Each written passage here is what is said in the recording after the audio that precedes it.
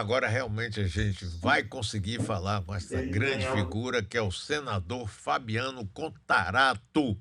Senador, muito bom dia. Como é que vai, senador? Agora vai funcionar tudo e a gente vai conversar para nossa alegria. Um abraço, senador. Bom dia, Mário. Bom dia a todos os ouvintes da Rádio Metrópole, a esse povo da Bahia que eu amo, um povo acolhedor, um povo carinhoso. Eu estou à sua disposição. Você é um querido comigo. Senador, mais uma vez eu quero dizer que aquele depoimento seu na CPI da Covid emocionou o país todo e mostrou que, apesar dos pesares, apesar de toda a marcha ré que o país está dando, nós ainda temos, desculpe, por que ter esperança, porque temos políticos como o senhor que, com toda calma, com toda educação, com toda firmeza também, mostrou como as pessoas estão absolutamente insensíveis e um momento triste que nós estamos vivendo. Então, em primeiro lugar, senador, um grande abraço, uma felicidade. Eu me emocionei às lágrimas quando vi o senhor ali, com milhões de brasileiros também. O senhor passou a ser, essa atitude sua foi uma esperança para a gente.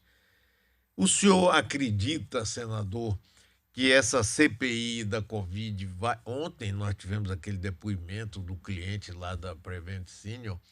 Eu queria que o senhor falasse um pouco sobre essa CPI da Covid. Será que ela vai ser depois engavetada na Procuradoria-Geral da República? O que é que o senhor pensa, senador?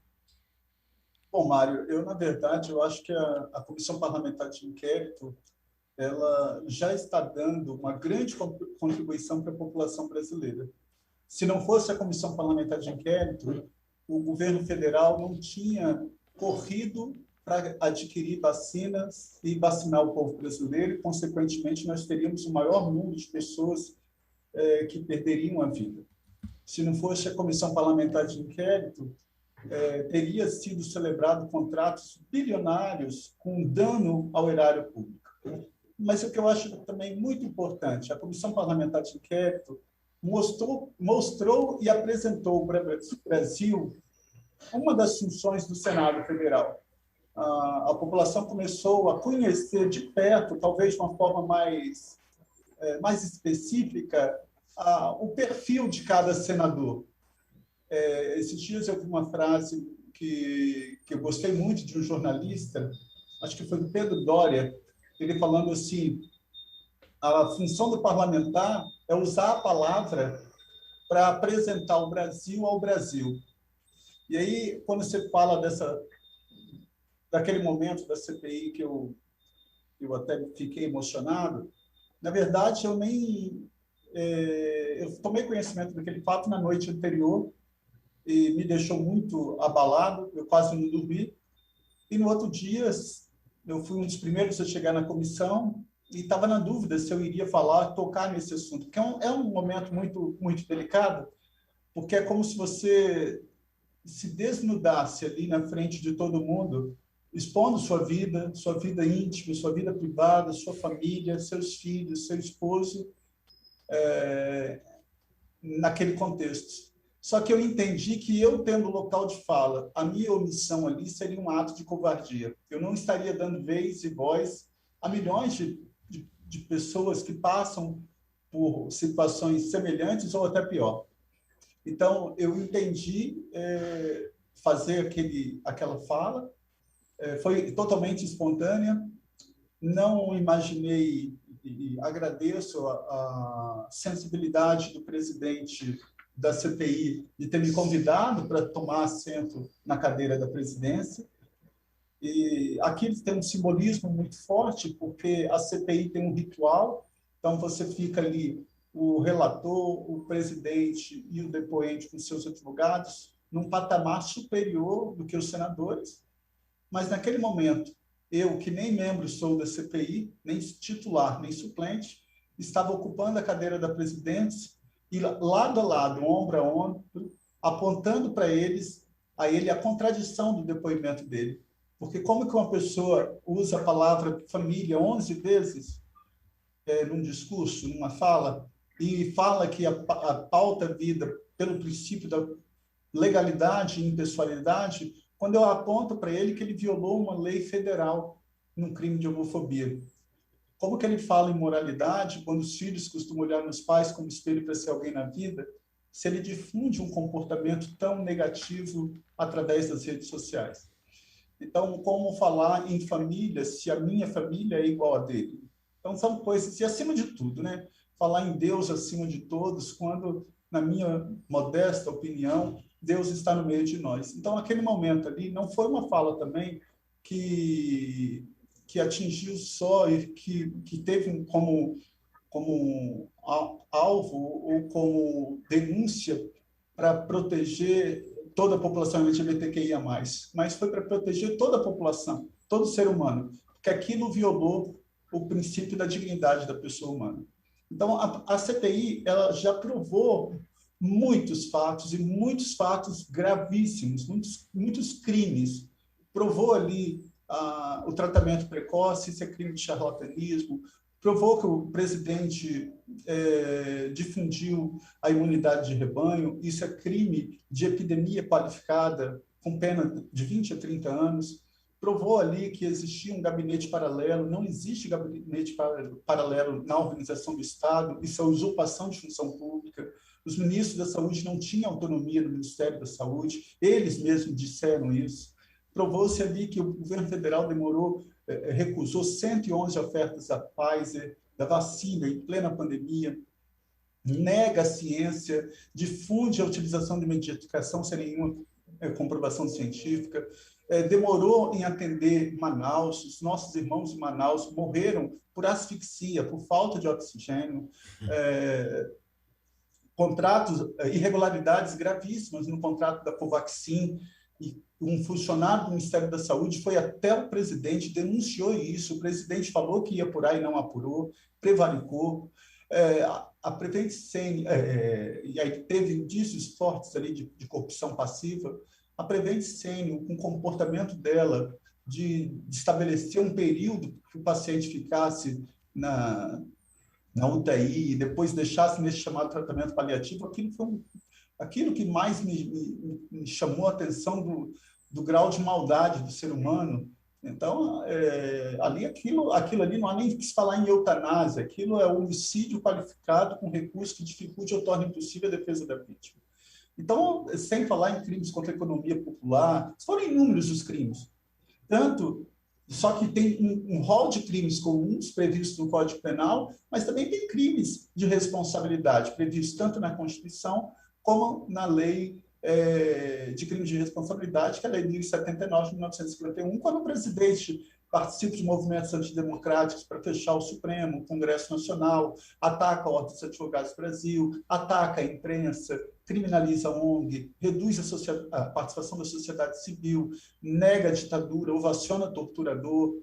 O presidente, em plena pandemia, cortou do Ministério da Saúde 22%, cortou do Ministério de Ciência e Tecnologia, do Ministério da Educação, não usa máscara, não cumpre o distanciamento social, não usa álcool em gel. Quer dizer, são muitos fatos graves em que a população brasileira tem que ser apresentada, esse Brasil tem que ser apresentado ao próprio Brasil e ali evidenciando com todas as provas esses crimes. E eu espero que, uma vez aprovado o relatório final, esse relatório, para quem tem prerrogativo de foro, vai para o Procurador-Geral da República e ali ele deflagre a ação penal. Mas eu também entendo que muitos fatos ali cabe até uma ação no Tribunal Penal Internacional. Eu estou conversando com alegria e emoção e admiração com o senador Fabiano Contarato, do Espírito Santo. Senador, o senhor era delegado de Polícia Civil no Espírito Santo, professor universitário, e está no seu primeiro mandato, e foi o senador mais votado do Espírito Santo. Como foi que o senhor resolveu entrar na política assim? Ainda bem que entrou e está dando essa luz aqui para todos nós. Mas como é que foi isso aí? Conte um pouquinho de sua vida aí, senador, que eu quero muito que todos nós conheçamos o senhor.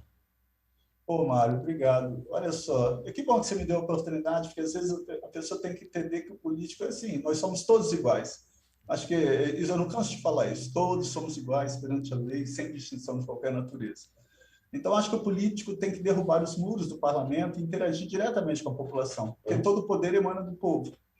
Eu nunca, eu sempre questionei até Deus, eu sou católico e independente de religião, eu sempre falo que a minha religião é o amor, o meu Deus é o outro.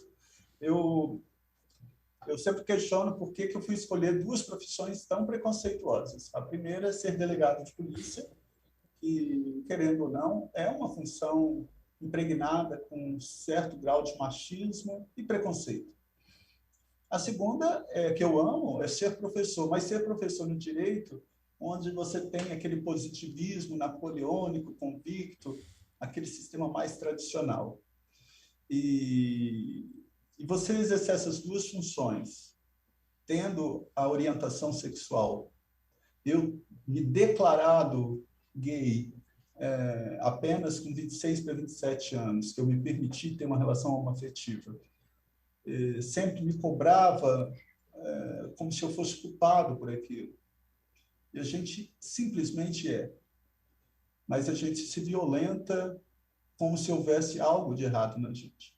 Então, eu não me permitia absolutamente ter nenhum tipo de relacionamento homoafetivo até os 26 para 27 anos. Eu já era delegado e já era professor na universidade. E a entrada na política, ela se dá quando as pessoas começavam a me abordar. Eu sempre tentei aplicar, enquanto servidor público, o princípio que está no artigo 37, que é o princípio da eficiência.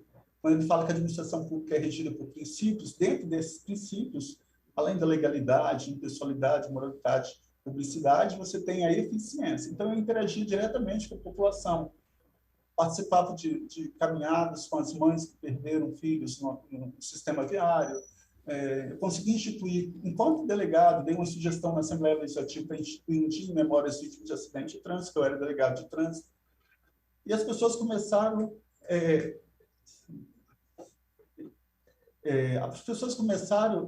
não, as pessoas começaram a entender e começaram a me abordar na rua, no mercado, na farmácia, na padaria, falando, o senhor podia nos representar. E eu confesso, Mário, que eu fiz uma coisa que hoje eu vejo a população também fazendo, e que foi um grande erro na minha vida. A gente criminaliza a política e os políticos. A gente coloca no mesmo nível todos os políticos, como se todos não prestassem, como se todos fossem corruptos. E isso eu fazia, e aqui eu confesso publicamente isso. Então, as pessoas falavam comigo, eu falava assim, não, eu não quero me envolver nesse meio. E até que chegou um ponto, depois de muito tempo, que eu falei, meu Deus, mas para eu mudar a lei de trânsito, que era o meu sonho mudar, eu tenho que estar lá, porque se esperar, eles não vão mudar. E aí eu falei, e lembrei muito de Martin Luther King, quando ele diz que o que mais assusta não é a ousadia dos ruins, mas a omissão dos bons. Então, eu falei assim, gente, o Deus que eu acredito não quer um cristão omisso. E aí, quando eu decidi falar que eu ia me candidatar, a minha família inicialmente não apoiou, porque ela achou que eu não devia me misturar, tendo o mesmo tipo de comportamento que eu tinha, mas eu insisti e, posteriormente, eles declararam esse apoio. E a população capixaba, ela, para mim, eu agradeço e eu quero aqui mandar um abraço carinhoso a todos os capixabas. A população capixaba, em 2018, ela deu um recado muito claro. Ela entendeu que a orientação sexual ela não define a competência para exercer o mandato no executivo ou no legislativo. Ela entendeu que a orientação sexual não define caráter. Então, ela foi e deu esse voto de confiança, nos elegendo ao Senado. E aqui eu faço um apelo a todos que estão nos ouvindo. Você, jovem, moça, rapaz, homem, mulher, não importa, LGBTQIA+, não importa, todos. nós temos que entrar num partido político. Entre num partido político. Vê o partido político que mais você tem adesão. Você não precisa ser candidato, se você não quiser. Mas você vai construir projetos para o município, para o estado, para o país. Isso é muito importante. Essa semana eu fui relator de um projeto que determina atendimento integral no SUS para as pessoas com síndrome de espectro autista. Isso veio de uma sugestão legislativa de uma mãe, filho de um autista, que deu a sugestão e que nós fomos lá, transformou em projeto de lei, eu fui o relator e foi aprovado na Comissão de Ação Social e eu fui o relator no plenário do Senado. Então, ali foi uma demonstração inequívoca de que ser cidadão não é apenas viver em sociedade, mas é transformar a sociedade. Por isso que hoje eu faço essa convocação. Todas as pessoas têm que entrar no partido, têm que participar dessa discussão, que aí sim nós vamos construir um Brasil muito melhor. Senador, que maravilha ver você admitir os erros, os equívocos. Eu acho que isso é prova de honestidade e nós temos que ter essa capacidade mesmo. Mas eu queria também agradecer ao povo do Espírito Santo, não é? Que o Espírito Santo iluminou o povo e lhe fez senador da República para o benefício de todos nós. Então, senador, olhe, muitíssimo obrigado. Parabéns pela sua existência, pela sua coerência, pela sua coragem, honestidade. Saiba que aqui você tem um canal aberto a qualquer momento e que, olha aqui, o número de ouvintes que estão se manifestando aqui através do YouTube, do telefone, lhe parabenizando, você não imagina. Então, senador, muitíssimo obrigado, viu? Mas um abraço assim forte, emocionado, de um grande admirador seu e dos admiradores que se manifestaram aqui, viu? Vida longa, força e energia, senador. Obrigado, Mário. Olha, eu que agradeço. Eu quero, assim, em breve, já estou imunizado, ir à Bahia, ir em Salvador. Venha! Quero encontrar com você, te dar um abraço bem forte Venha! e falar para você, olha, vocês são muito importantes, todos somos iguais. Quero aqui mandar um abraço para toda a Bahia, para todos os baianos, para o povo soteropolitano. Eu tenho um carinho muito grande. A Bahia, volto a falar, é um estado de um povo extremamente acolhedor, humano, simples. Essas pessoas eu me identifico muito. Eu acho que o Brasil é muito bonito, o Brasil tem um povo muito acolhedor. E eu que agradeço e me coloco sempre à sua disposição, Mário. Parabéns pelo programa, parabéns à Rádio Metrópole, parabéns a toda a Bahia. E estamos lhe esperando aqui, ao vivo, no estúdio com a gente. Abração, senador. Obrigado. Que figura maravilhosa, hein?